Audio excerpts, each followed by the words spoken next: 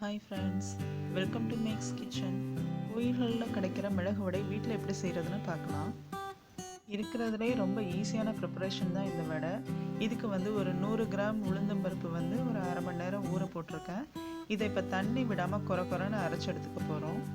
ரொம்ப நைஸாலாம் அரைக்கக்கூடாது, நல்லா கொரன்னு தான் இருக்கணும். பல்ஸ் மோடு இருந்ததுன்னா மிக்சியில் பல்ஸ் மோட் போட்டு அரைச்சிக்கோங்க, இல்லை விட்டு விட்டு அரைச்சிக்கோங்க. இது கூட இப்போ நான் 1 டேபிள் ஸ்பூன் மிளகு சேர்த்துக்கிறேன். இது மிளகு வடை அப்படின்றதால மிளகு கொஞ்சம் ஜாஸ்தி தான் சேர்த்துக்கிறேன். இதுக்கு தேவையான உப்பு இப்போ அரைச்சிக்கலாம். கொரன்னு அரைச்சி எடுத்திருக்கேன். அங்கங்கே பருப்பு தெரியுது. உப்புலாம் நீங்கள் இந்த டயத்தில் செக் பண்ணிக்கோங்க. மிளகு டைரெக்டாக சேர்க்க பிடிக்கலனா நீங்கள் மாவை அரைச்சிட்டு அதுக்கப்புறம் பொடி கூட சேர்த்துக்கலாம். மிளகு பொடி கூட வேறு எதுவுமே சேர்க்க தேவையில்லை. வெங்காயம், பச்சை மிளகா, கருவேப்பிலை, பெருங்காயம், ஜீரகம் எதுவுமே சேர்க்க தேவையில்லை. வெறும் மிளகும் உப்பும் தான் சேர்த்துருக்கோம்.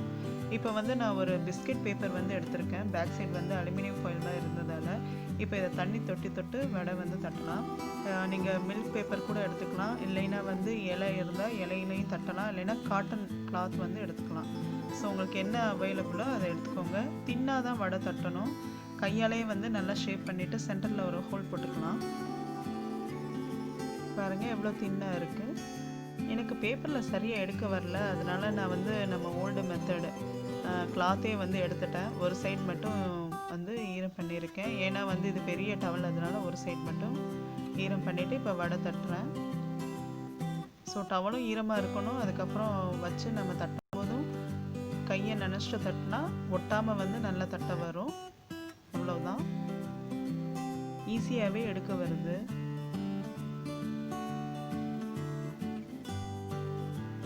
இப்போ ஆயில் நல்லா நான் சூடு பண்ண வச்சுருந்தேன். இதில் இப்போ இந்த வடையை சேர்த்துக்கலாம். இன்னொன்று தட்டிகிட்டே இருக்கேன். இப்போ அதையும் சேர்த்துக்கிறேன்.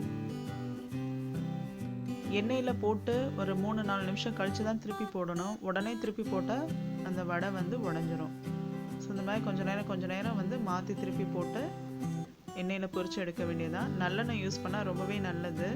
கோயில்களில் நல்லெண்ணெய் தான் யூஸ் பண்ணுவாங்க. இது வேகிறதுக்கு கொஞ்சம் நேரம் ஆகும் தான். இப்போ வடை 2 பக்கம் நல்லாவே ஃப்ரை ஆகிடுச்சு. பார்த்தாலே தெரியும், கலர் நல்லா சேஞ்ச் ஆகி கிறிஸ்பியாக இருக்குது. இப்போ இந்த ஸ்டேஜில் நம்ம எடுத்துடலாம். இது ஒரு ஆயில் ஸ்ட்ரெயினரில் இல்லைன்னா டிஷ்யூ பேப்பரில் வச்சுக்கலாம்.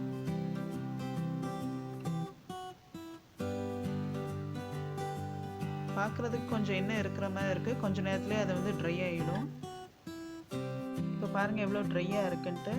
நம்ம ஹனுமார் கோயிலில் வடை மாலை சாத்திட்டு பிரசாதம் கொடுப்பாங்கல்ல, அந்த வடை தான் மிளகு வடை. சூப்பராக வீட்டில் ரெடி பண்ணியாச்சு. இப்போ நான் ஒன்று உடச்சி காமிக்கிறேன். பாருங்கள் எவ்வளோ கிறிஸ்பியாக இருக்குது.